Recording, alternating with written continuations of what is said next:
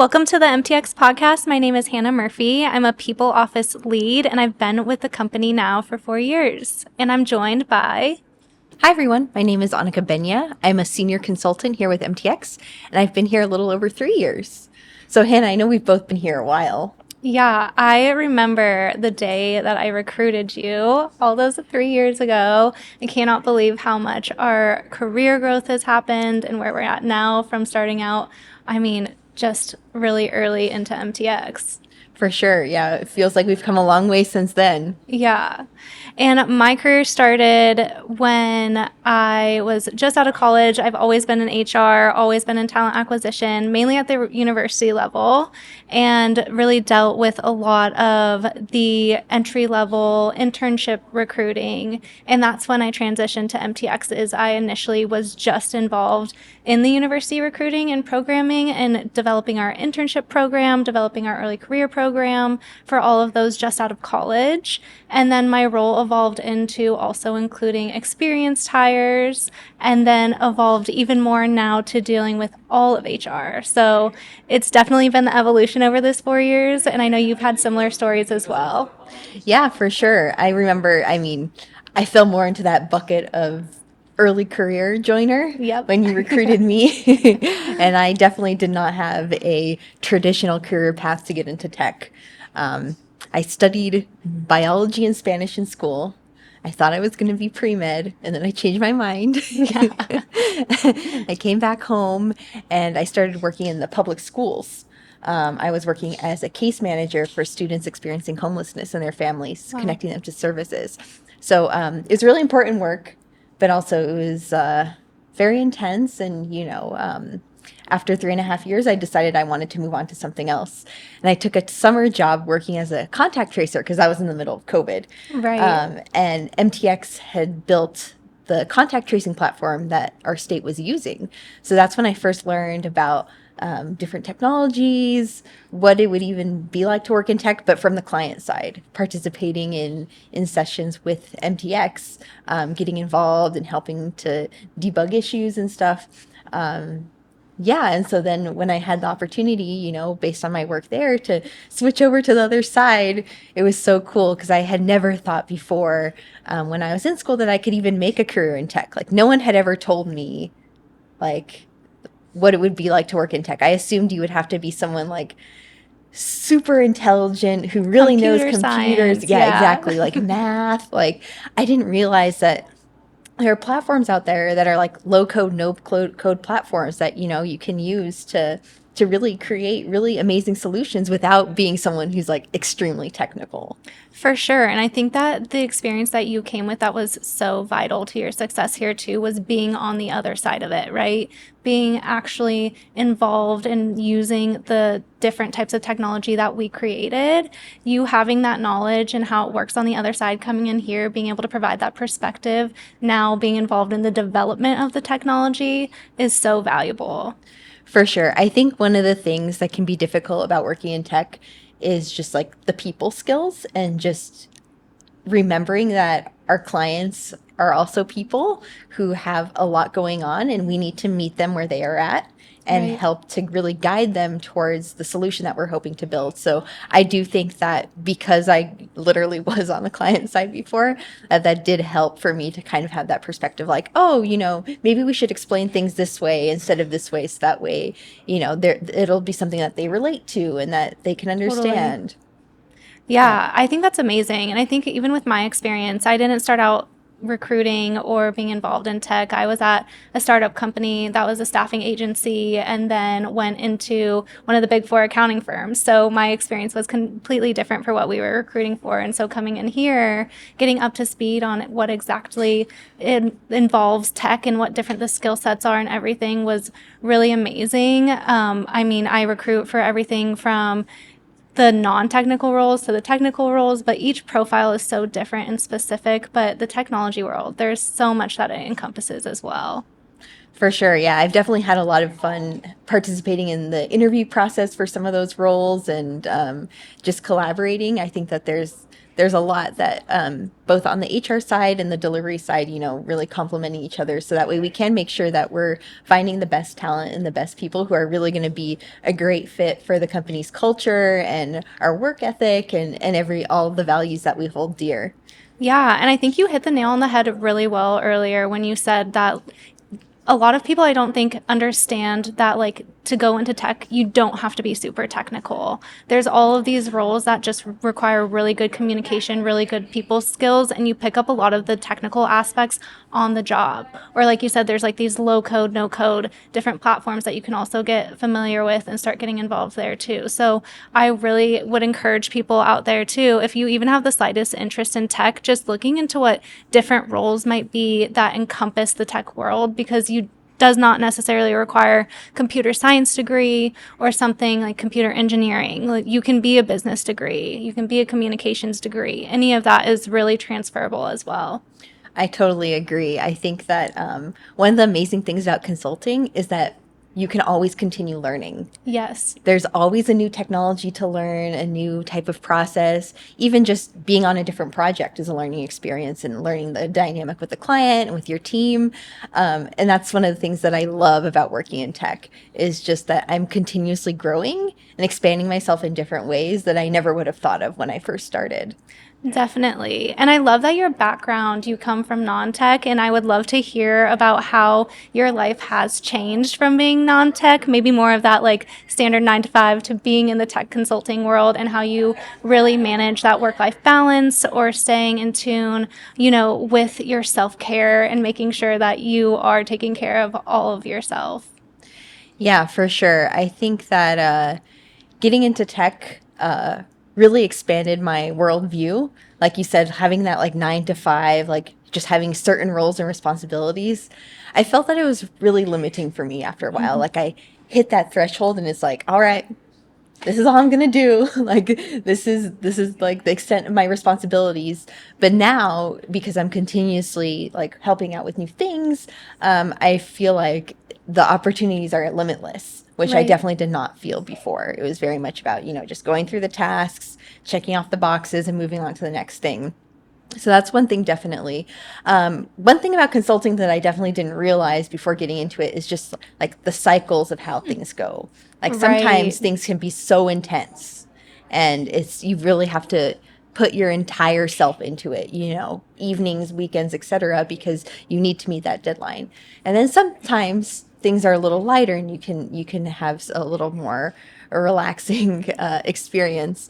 So just like, I think self-care is so important, because those cycles can be unpredictable of how busy you're going to be. So for me, I think keeping a steady routine as much as I can is really critical.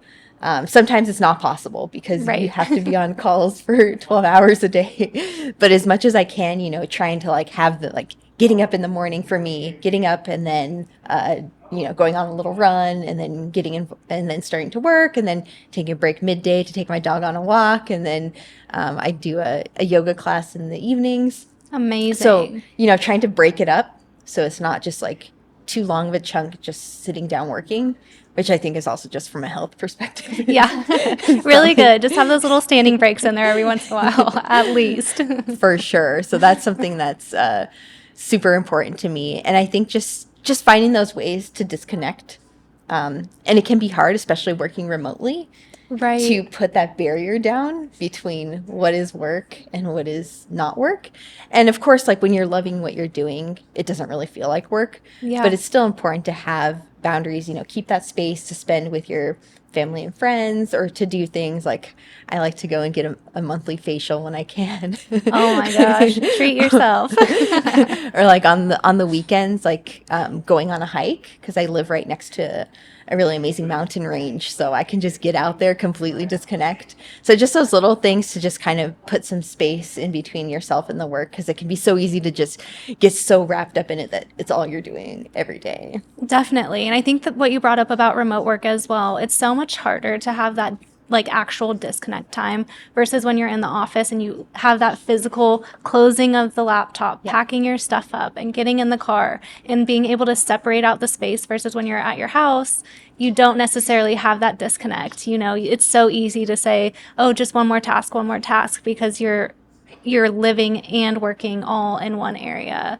So I definitely feel that as well, where it's sometimes the nights go a little bit later than I want them to. But I think what you mentioned about the routine is so important. Yeah. Just making sure that you have your routine so you're not falling off of it, because once you wake up at a certain time, have your set schedule and continue with it, it's easier to keep your health maintained as well. So I definitely follow that as well, having that routine. Yeah. You know, waking up early, trying to go to a Pilates class. If I have morning meetings, it moves to the night.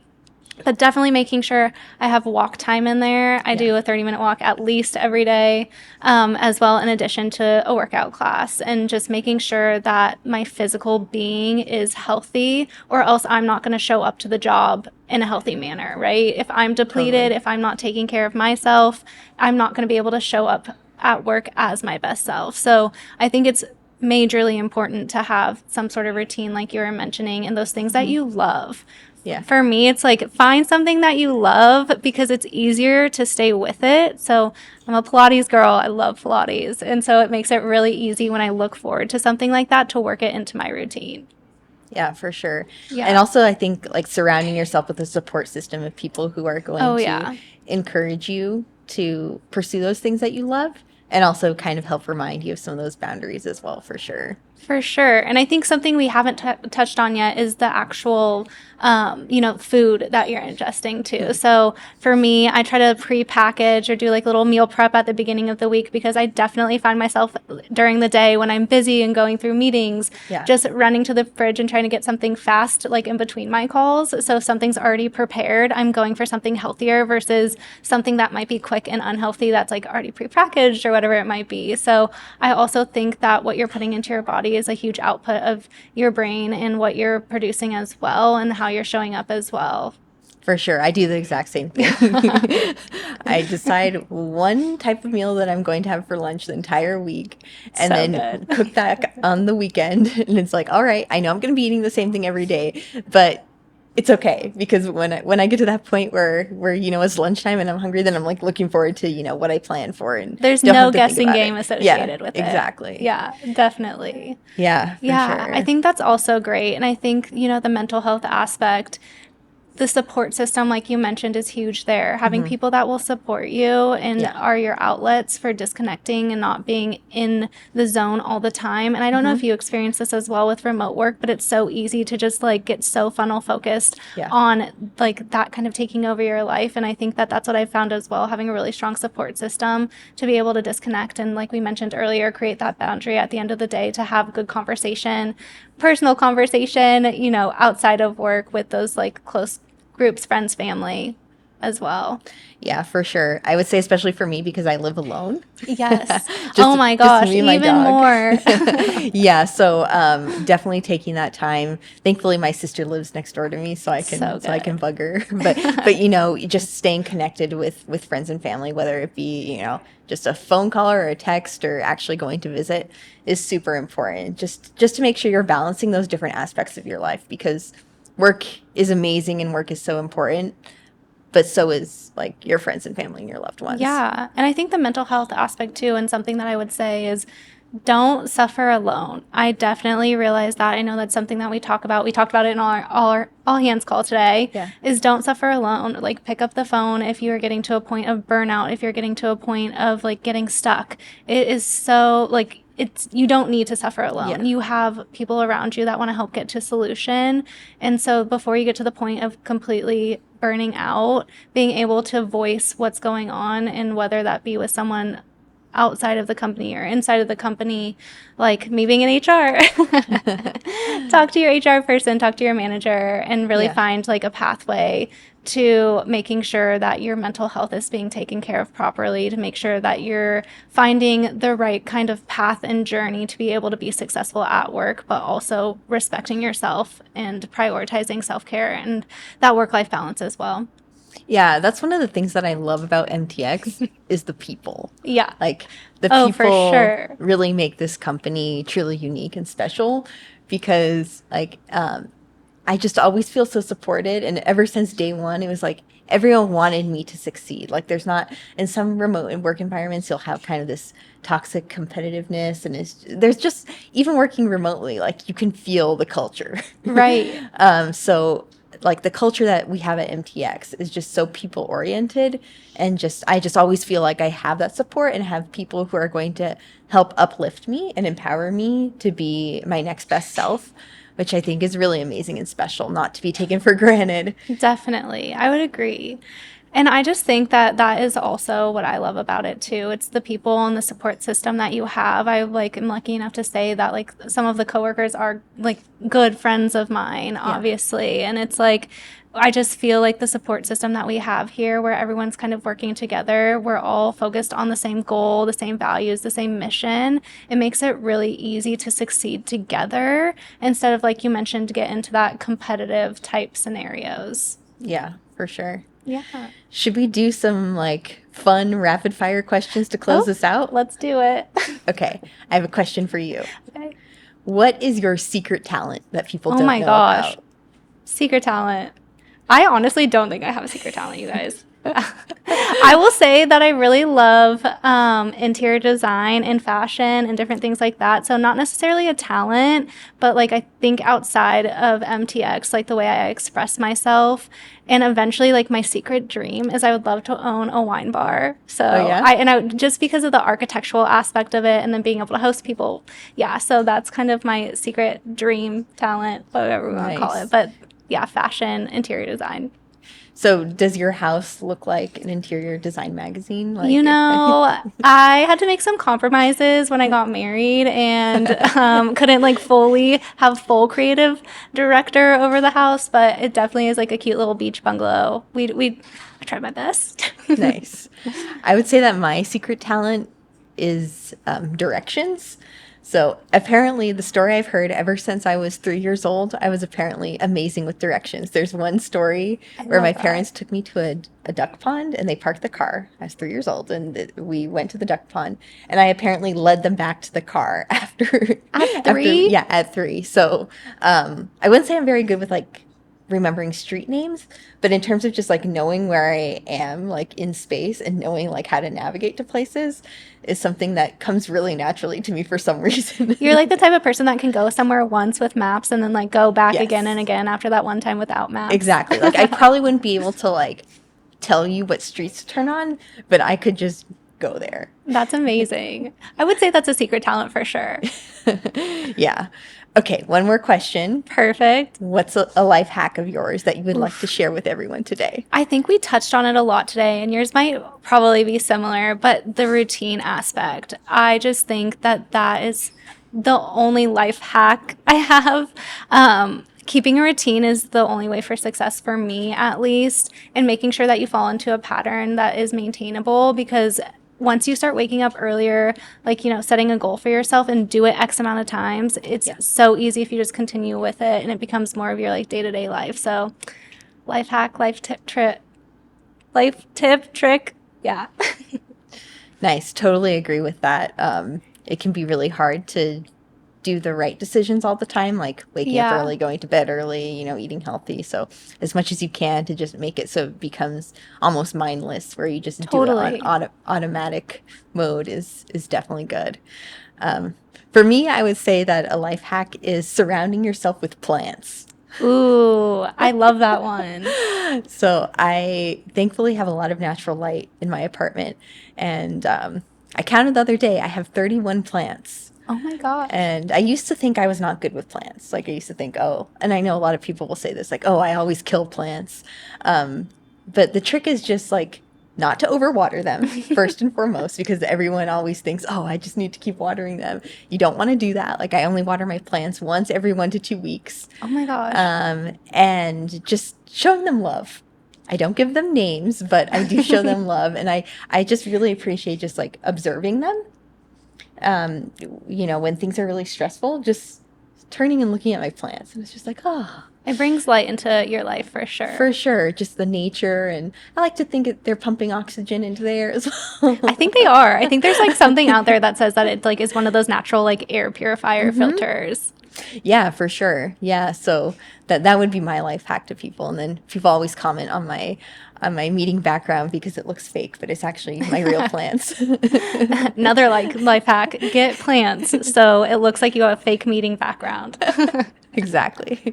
I love that. Well, it was such a great conversation today. I really appreciate your time, and I'm so glad that we were able to do this and reconnect after this time because just so everybody knows, even though I was able to be a part of the hiring process, being in HR, not a lot of times I get to reconnect with people throughout. I really do try to, have meetings every once in a while or host different events, but it's very rare I can connect with this like this with someone. So it's so nice to connect with you after all this time and get like a full deep dive on how it's going. For sure. Yeah. Thank you so much, Hannah. I really had a great time reconnecting with you. And I do think that, like we were talking about, there's a lot in the partnership between HR and delivery that's super important for different periods of a company's growth. So let's definitely continue working on finding great people to join our team. Yes. Thank you all for listening. Thank you so much. Bye. Bye.